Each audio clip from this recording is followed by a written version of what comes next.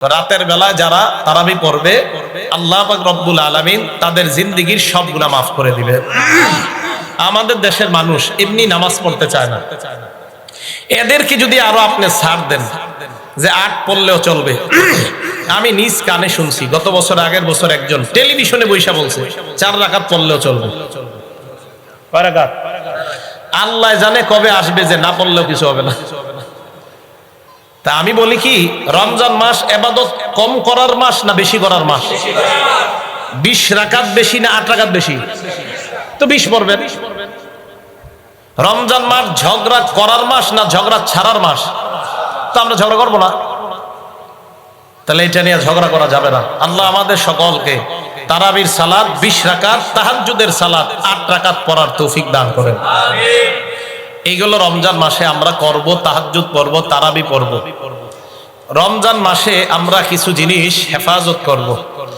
1 number, আমরা চোখের হেফাজত করব। বলেন কিসের হেফাজত? চোখের হেফাজত করব আমরা। নাসিরউদ্দিন আলবানী রহমতুল্লাহ আলাইহি নাম শুনছেন আপনারা? আস-সিলসিলাতুস সহিহা ওনার কিতাবের নাম। হাদিস নাম্বার 2673 নাম্বার হাদিস, 2673 নাম্বার হাদিস। এই হাদিসের মধ্যে তিনি বলেন, ক্বালা রাসূলুল্লাহ সাল্লাল্লাহু আলাইহি ওয়াসাল্লাম, আল্লাহ নবী বলেন, সালাসাতুন লা তারা আয়ুনুহুমুন নার। 3 ব্যক্তি এমন যাদের চক্ষু জাহান্নাম দেখবে না। 3 ব্যক্তির চক্ষু জাহান্নাম দেখবে না। 1 নাম্বার, আইনুন হারাসাত ফি সাবিলিল্লাহ, যেই চোখ আল্লাহর রাস্তায় পাহারাদারি করে ওই চোখ জাহান্নাম দেখবে না। 2 নাম্বার, আইনুন বাকাত মিন খাশিয়াতিল্লাহ, যেই চোখ আল্লাহর ভয়ে কান্না করে ওই চোখ জাহান্নামের আগুন দেখবে না। 3 নাম্বার, আইনুন গদ্দাত আন মাহারিমিল্লাহ, যেই চোখ হারাম জিনিস থেকে ফিরে রাখে ওই চোখ আল্লাহর জাহান্নামের আগুন দেখবে না। চোখ হারাম জিনিস থেকে ফিরে রাখা। আল্লাহ আমাদের সকলকে এই চোখগুলাকে হারাম জিনিস থেকে বাঁচানোর তৌফিক দান করেন। একটা কিতাব আছে নাম মুসনাদে আহমদ, হাদিস নাম্বার 22809 নাম্বার হাদিস। ক্বালা রাসূলুল্লাহ সাল্লাল্লাহু আলাইহি ওয়াসাল্লাম, আল্লাহ নবী বলেন, ইজমানুলি সিত্তাম মিন আনফুসিকুম, 6টা জিনিসের জামানত আমাকে দিয়ে দাও। আজমান লাকুমুল জান্নাহ, আমি নবী তোমাদেরকে জান্নাতে নেওয়ার জিম্মাদার হয়ে গেলাম। কয়টা জামানত দিব আমরা? 1 নাম্বার, উসদুকু ইজা হাদ্দাসতুম, কথা যখন বলবা সত্য কথা বলবা। 2 নাম্বার, ওয়াউফু ইদা ওয়াআদতুম, ওয়াদা যখন করবা ওয়াদাটা পুরা করবা। 3 নাম্বার, ওয়াদ্দু ইজা তুমিনতুম, আমানত রাখলে আমানত যথাযথভাবে আদায় করবা।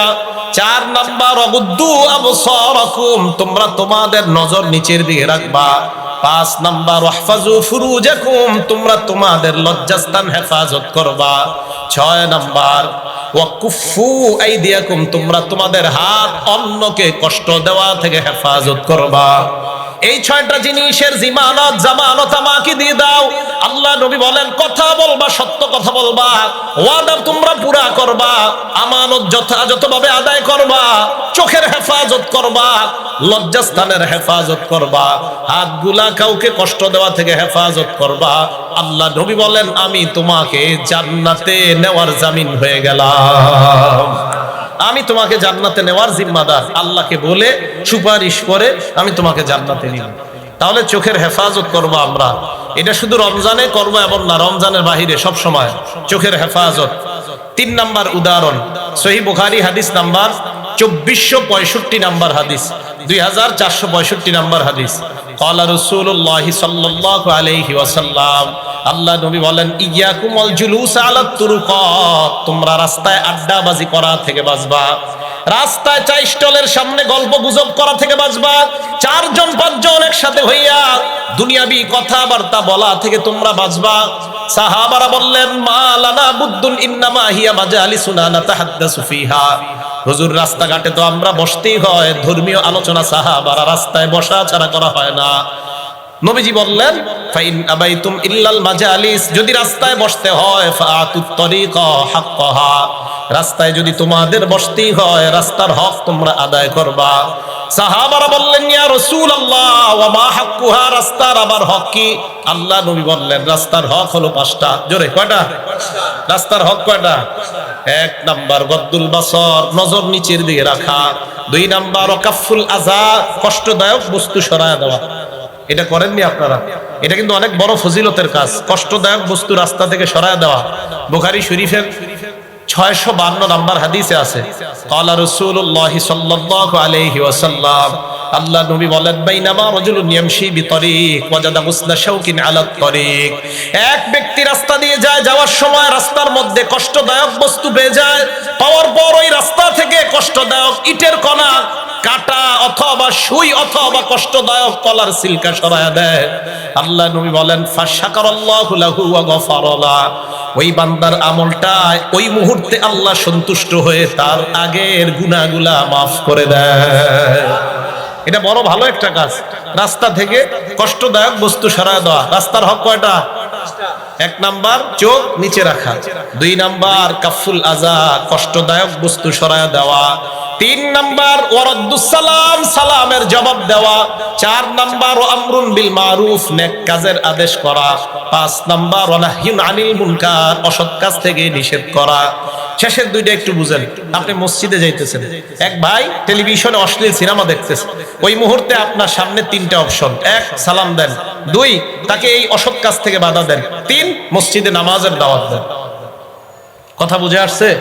তাহলে রাস্তার হক পাঁচটা: নজর নিচে রাখা, কষ্টদায়ক বস্তু সরায় দেওয়া, তিন নাম্বার সালামের জবাব দেওয়া, চার নাম্বার নেক কাজের আদেশ করা, পাঁচ নাম্বার অসৎ কাজ থেকে নিষেধ করা।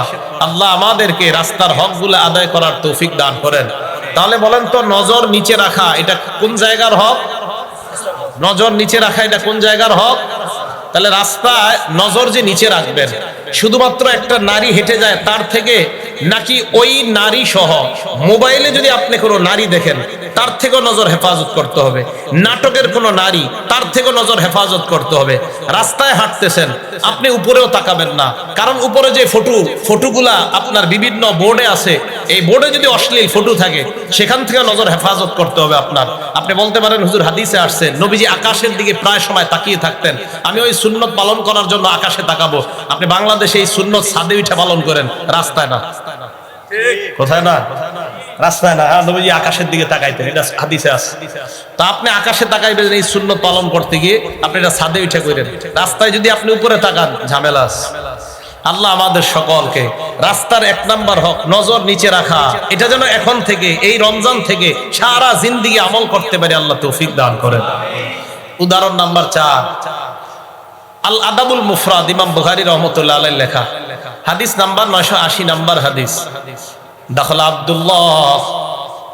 আব্দুল্লাহ রাদিয়াল্লাহু তাআলা আন, কোন বর্ণনায় তার নাম আব্দুল্লাহ ইবনে মাসউদ। এক বাসায় গিয়েছেন, যাওয়ার পর রোগী দেখার জন্য গেলেন। ওয়া মাহু রাজুলুম মিন আসহাবিহি, ওনার সাথে ওনার একজন ছাত্র গেছে। এলাকার ইমাম সাহেবকে আপনার বাসায় দাওয়াত দিলেন, ইমাম সাহেবের সাথে ওনার একজন ছাত্র গেছে বাসায়। যাওয়ার পর নবীর সাহাবা তাকায় দেখে ওনার ছাত্র বাসায় বৈশা, ফাজা আলায়ান জুরু, ওই বাসায় বৈশা এদিক সেদিক খালি তাকায়, বাসায় বৈশা খালি এদিক সেদিক তাকায়। নবীর সাহাবা বললেন, লাউ তাকাফফাত আইনাকা লাকানা খায়রান লাকা, তোমার চোখ দুইটা যদি উঠায় ফেলতে পারতাম ভালো হইতো। তোমার চোখ দুইটা যদি উঠায় ফেলা, তোমাকে বন্ধ করে দিতে পারতাম ভালো হইতো। মানুষের বাসায় সেই দিক দিয়ে তাকাও কেন? কারো বিবি পর্দার আড়াল থেকে তোমার নজর পড়ে যেতে পারে, এদিক সেদিক কেন তুমি তাকাও? তাহলে দেখেন সাহাবায়ে কেরাম কতটা খেয়াল রাখতেন। কারো বাসায় গেছেন, তো আপনি তো জানেন যে ওই বাসার রুম দুইটা, এই রুমে আপনি আছেন মানে তার বাসার মহিলারা অপর রুমে আছে। তো আপনি যদি ওদিকে বারবার তাকান, ফ্যানের বাতাসে পর্দা উঠে যেতে পারে। পর্দা উঠে যাওয়ার পর তার বিবি অথবা ওই ঘরে যাদের সাথে পর্দা করা ফরজ, এমন কোন মেয়ের উপর আপনার নজর পড়ে যেতে পারে। তো ওই বাসায় গিয়ে আপনি বারবার এদিক সেদিক কেন তাকাবেন? কথা কি বুঝে আসছে? তাহলে সাহাবারা নজর হেফাজতের ব্যাপারে কতটা কঠোর ছিলেন। বলেন যে তোমার দুই চোখ যদি উপড়ে ফেলা হতো তাহলে তোমার জন্য কল্যাণ হতো। আল্লাহ আমাদেরকে নজর হেফাজত করার তৌফিক দান করেন।